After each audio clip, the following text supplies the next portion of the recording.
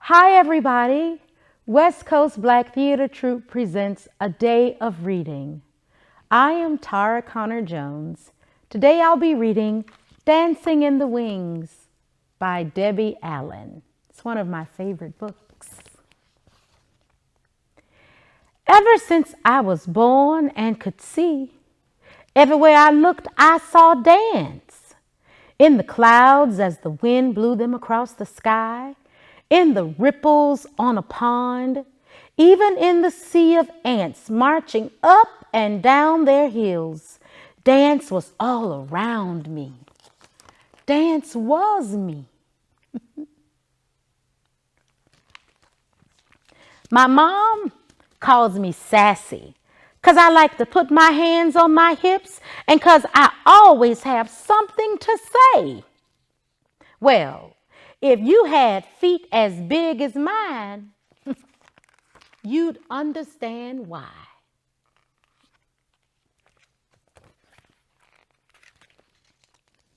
You should join the swimming team since you got those long toes and don't need any fins, my older brother Huey teased.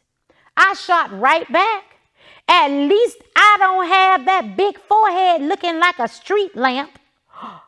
Mama said, "Stop all that bad talk. You act so ugly sometimes. Huey, your head is big because it's a sign of intelligence. And Sassy, your big feet will make your legs look longer and prettier in your ballet shoes." My legs were longer, all right. So long that when I went to Tendu, point my toe at the bar, I tripped Miss Catherine, our teacher, who was coming down the line looking the other way. Splat! She landed under the piano, her legs up in the air. Ooh, it was so funny. Even she had to laugh. "Sassy," she called out, "I'm going to get orange bows on those big feet." "Sorry, Miss Catherine," I answered, "but if you don't wear your glasses, you still won't see them." One thing for sure, because of my long legs and big feet, I could jump higher and spin faster than anyone else. I was taller than the rest of the kids at school, even the boys. At our recitals, all the other girls got to dance solos and duets and wear pretty tutus. I was too big for the boys to pick up and too tall to be in line with the other girls. So I watched from backstage, dancing in the wings, hoping that if I just kept dancing and trying, it would be my turn to dance in the spotlight.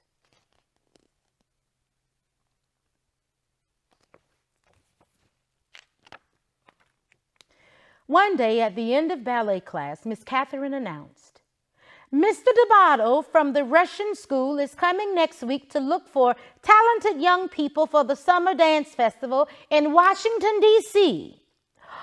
The whole room turned into a whirlpool of excitement as the sign-up sheet was posted.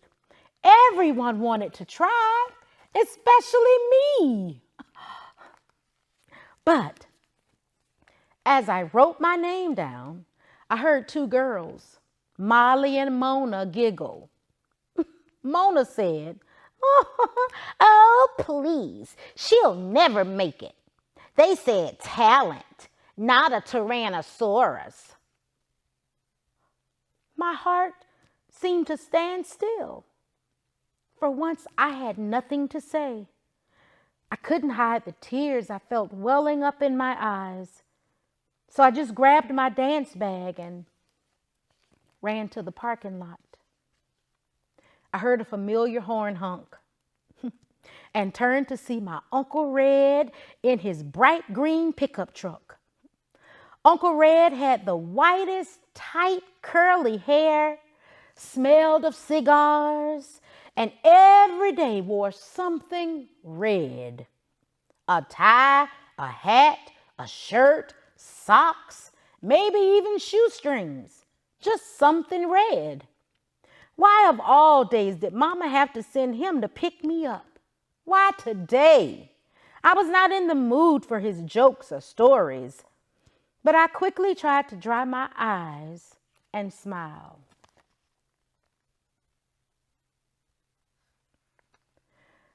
I got a good one for you today, Sassy.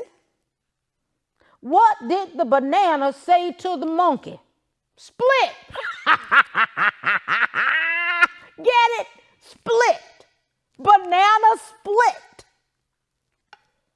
I started to cry. Sassy, what's wrong? He asked. I told him what had happened. I'm just so much taller than the other dancers, Uncle Red. Sassy, he said, you gotta look at that as a gift. Being tall means you can see all around, so you can always find the right path to take. No, I said, it means I stick out like a big acne bump on someone's nose. I'll never get to dance. It's a waste of time to go to that audition. Listen, gal, said Uncle Red. If I was as tall and pretty as you, I wouldn't need to wear red so people would know it's me coming and going. All you gotta do to make your mark on this world is walk into a room.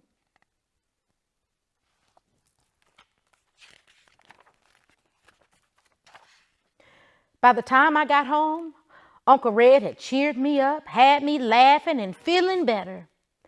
As I got out of his truck, he waved goodbye, calling out, "Make your mark, gal." Huey and his football team stopped playing. Huey yelled out, "Hey, Sassy, why don't you come and play with us? We need a goal post." His little mean, ugly friends laughed. Boy, did that make me mad. Sure, if we can use your big head for the ball, I shouted back. His friends screamed with laughter. Huey got so mad he turned red, looking like a tomato with that big head.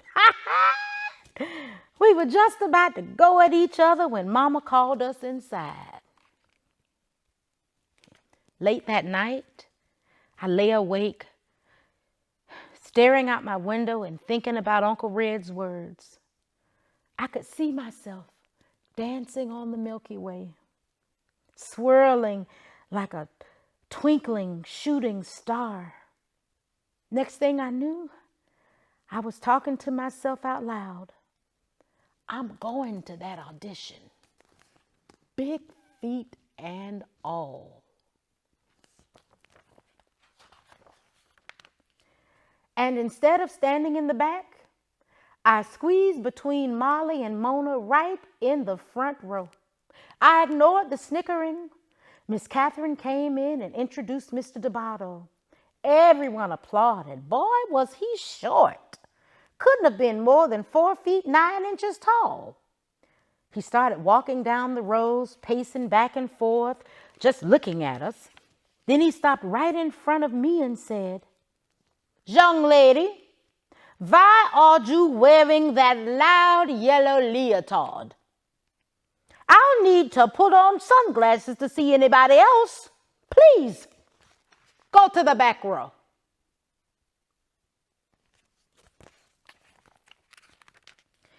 Molly whispered, "See ya, wouldn't want to be ya." At least he noticed me, I snapped. I put my hands on my hips and walked to the back.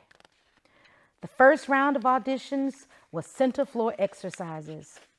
Mr. DeBotto walked around prodding and poking, making corrections. He stopped once and looked right at me but didn't say a thing. I held my breath as he dismissed almost half the kids after the first round, but not me. Next was the adagio, the slow section. I stood as close to Mona as I could get and whispered, "Your little skinny short legs are gonna look like chicken wings next to mine." "I'd rather look like a chicken than a turkey like you with that long neck," she answered. "Talk to the hand," I told her. I took my leg up so high it got stuck. Luckily, I could balance on the other big foot. So I held it until Mr. DeBotto remarked, "Young lady, the exercise is finished." Oh, I jumped out of position. "Show off," Molly grunted. "Gobble, gobble," Mona imitated a turkey. Then came the leaps across the floor. I took off like Jackie Joyner Kersee in the long jump at the Olympics. With one leap, I sailed in the air past all the other girls. Molly and Mona watched, looking pea-green with envy. When I finished, Mr. DeBotto yelled, "Young lady, you must learn to dance to the music. Up on the count of 1, down on the count of 3. 3, not 5. You have the rhythm of a troglodyte. Again." I was crushed. As I passed Mona to get back in line, she said, "Next time, bring your big butt down by 3. "Your mama," I said. Ooh, did I wish I was a wizard. I turned them into 2 big fat frogs in tutus trying to hip hop. By the end of the day, there were only 7 of us left. Mr. DeBotto called out everyone's name except mine and asked them to step forward. Standing alone, I really had to fight to hold back my tears. Then I heard him say, "Thank you all for coming today. Keep working, keep trying.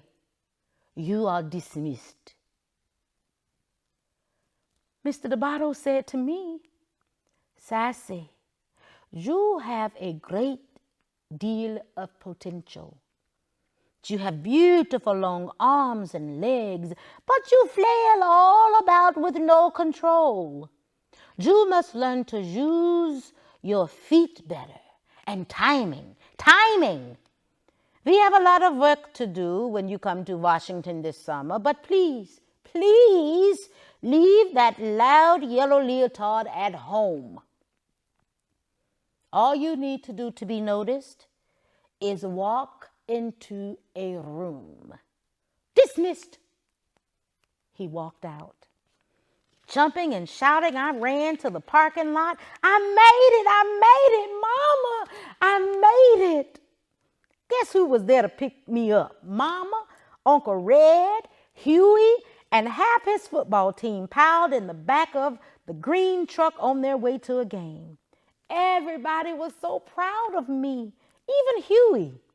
"You go, Miss Bigfoot." "Thank you, Mr. Big Head," I said. We all laughed.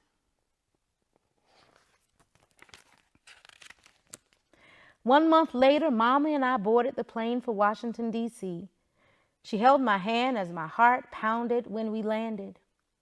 At the school, there were young dancers from Russia, Mexico, France, China, Cuba, Brazil, New York, Texas, and long-legged me from Inglewood, California.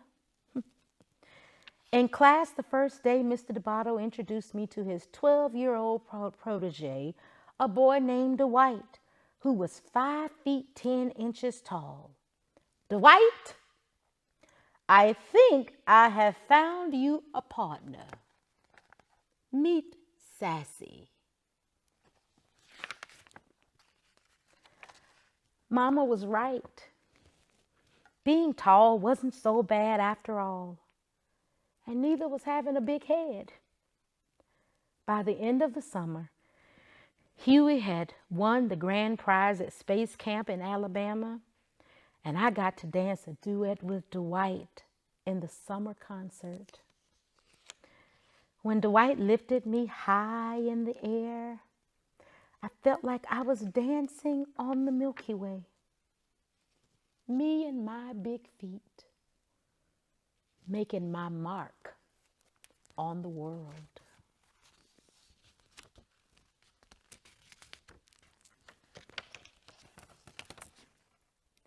And that's the end.